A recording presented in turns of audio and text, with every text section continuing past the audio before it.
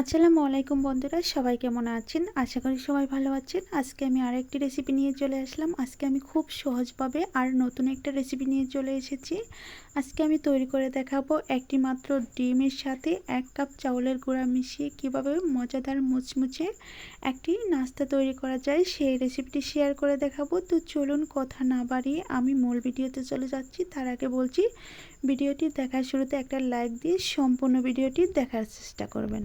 আজকে সুন্দর রেসিপি তৈরি করার জন্য প্রথমে একটা মিক্সিং বোল নিয়েছি আর একটা নিয়েছি ডিম। আমি ডিমটা নিয়েছি নর্মাল রুম টেম্পারেচারে। ডিমটা প্রথমে ভেঙে নিলাম, তারপরে দিয়ে দিচ্ছি স্বাদ মতো চিনি। চিনিটা দেওয়া হয়ে গেলে এখানে দিয়ে দিব স্বাদ মতো লবণ। মিষ্টি খাবারে একটু লবণটা দিলে মিষ্টিটা ভালো লাগে। তারপর ডিমটাকে ভালোভাবে ফেটিয়ে নিতে হবে। আমি একটা কাঁটা চামচের সাহায্যে ফেটিয়ে নিচ্ছি। আপনারা চাইলে একটা হ্যান্ড উইক্সের সাহায্যে ডিমটাকে ভালোভাবে বিট করে নিতে পারেন। তো আমি 2 থেকে 3 মিনিটের মতো ডিমটাকে ভালোভাবে ফেটিয়ে তারপর নিয়েছি। এখন আমি এখানে অ্যাড করে দিচ্ছি চা চামচের হাফ চা চামচ বেকিং সোডা। আপনারা চাইলে বেকিং পাউডারটাও দিতে পারেন। তারপর দিয়ে দিচ্ছি 1 টেবিল চামচ রান্নার সয়াবিন তেল। দেওয়া হয়ে গেলে তারপর আবারও আমি ভালোভাবে মিশিয়ে নিচ্ছি।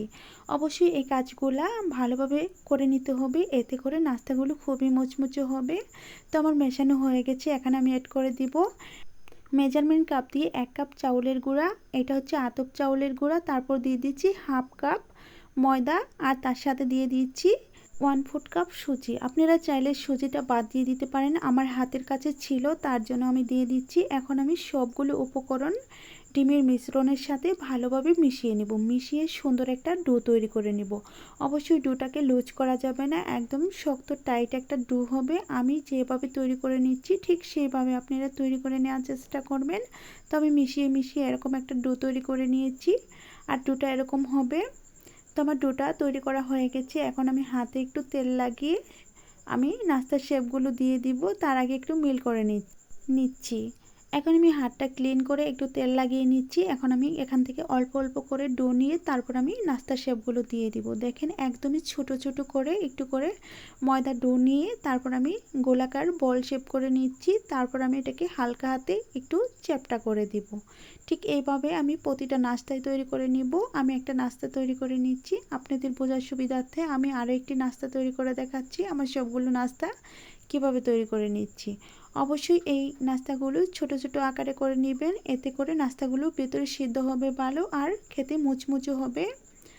আর এই নাস্তাগুলো খুবই সুন্দর এবং অনেকটা মজার হয়ে থাকে। দেখেন আমি একইভাবে দুটো নাস্তাই তৈরি করে নিয়েছি আর সবগুলো নাস্তা একসাথে করে তারপর ফিরে এসে দেখাচ্ছি। দেখেন আমার 1 কাপ ময়দা আর হাফ কাপ সুজি থেকে এখানে অনেকগুলো নাস্তা হয়ে গেছে। এখন আমি ভাজার জন্য চুলায় চলে এসেছি। চুলায় আমি আগে থেকে তেল বসিয়ে রেখেছিলাম। তেলটা হালকা আঁচে গরম করে সবগুলো নাস্তা দিয়ে দিচ্ছি। অবশ্যই একটা বিষয় খেয়াল রাখতে হবে, তেলটা কিন্তু অতিরিক্ত গরম করা যাবে না, এতে করে নাস্তাগুলো দেওয়ার সাথে সাথেই পড়ে যাবে, ভিতরে সিদ্ধ হবে না। তো আমি হালকা আঁচে গরম করে সবগুলো নাস্তা একই সাথে দিয়ে তারপর আমি নাস্তাগুলো সুন্দরভাবে বেজে নেব। দেখেন আমার সবগুলো নাস্তা একসাথে দেওয়া হয়ে গেল। এখন আমি নাস্তাগুলো মিডিয়াম আঁচে জাল দিয়ে তারপর আমি নাস্তাগুলো সুন্দরভাবে বেজে নিচ্ছি। এখন একটা চামচ দিয়ে আমি একটু নেড়ে চেড়ে দিচ্ছি আর উপর দিকে একটু তেল ছড়িয়ে দিচ্ছি, এতে করে নাস্তার এপাশ ওপাশগুলো ভালোভাবে সিদ্ধ হয়ে যাবে।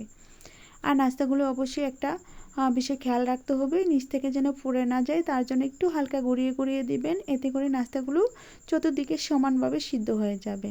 তো আমি দেখেন কিভাবে নাস্তাগুলো বেজে নিচ্ছি। একটা পাশ হয়ে গেছে, এখন আমি সবগুলো নাস্তা উল্টিয়ে দিব। তো নাস্তাগুলো আমি উল্টাতে উল্টাতে বলছি। যদি আমার রেসিপিটি ভালো লেগে থাকে তাহলে প্লিজ দয়া করে চ্যানেলটি সাবস্ক্রাইব করে দিবেন আর পাশে থাকা বেল বাটনটি অন করে রাখবেন আমার চ্যানেলের ভিডিও সবার আগে পাওয়ার জন্য। দেখেন নাস্তাগুলো আমি খুব ছোট ছোট আর চ্যাপ্টা করে বানিয়ে নিয়েছিলাম। এখন কিন্তু নাস্তাগুলো ভাজার পর একদম গুলুমুলু হয়ে গেছে, তার মানে এখন নাস্তাগুলো ফুলে ডবল হয়ে গেছে। তো আমার একইভাবে সবগুলো নাস্তা উল্টানো হয়ে গেছে। আমি এই পাশটা আরও 1 মিনিটের মতো বেজে নেব। বেজে নিয়ে আমি এই পাশটাকেও আবারও উল্টিয়ে দিব। দেখেন নাস্তাগুলো কতটুকু গোল হয়ে গেছে, আমি চামচ দিয়ে তুলে দেখাচ্ছি। তো আমি এখন অপর পাশটাও উল্টিয়ে নিচ্ছি। দেখেন অপর পাশটা যখন আমরা ভাজবো তখন কিন্তু অনেকটা ফেটে যাবে, আর যখন ফেটে যাবে তখনই বুঝে নিতে হবে যে নাস্তাগুলো ঠিকঠাকভাবে তৈরি হয়ে গেছে। তো আমি সবগুলো নাস্তা আমি একইভাবে উল্টিয়ে নিচ্ছি আর নাস্তাগুলো এখন কিন্তু একদমই হয়ে আসার পর্যায়ে চলে এসেছে। তো তো সবগুলো নাস্তা উল্টানোর পর আমি সবগুলো নাস্তা একটা প্লেটে তুলে নিব। আর আপনারা চাইলে এই নাস্তাগুলো 1 সপ্তাহ জুড়ে ঘরে সংরক্ষণ করে রাখতে পারবেন। একদম কেকের মতো লাগবে আর একদমই কেকের মতো ঝরঝরে দানা দানা ভাব একটা নাস্তা হয়েছে।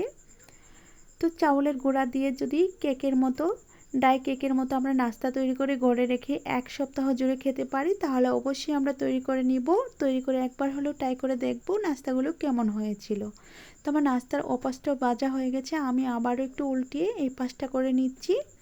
তারপর আমি নাস্তাগুলো তুলে নিব। আর আমি ভাজার সময় ভিডিওটাকে স্কিপ করে নিই এই কারণেই, যাতে আপনাদের বুঝতে সুবিধা হয়ে যায়। তার জন্য আমি এইটুকু ভিডিও আমি স্কিপ করে দেখাইনি।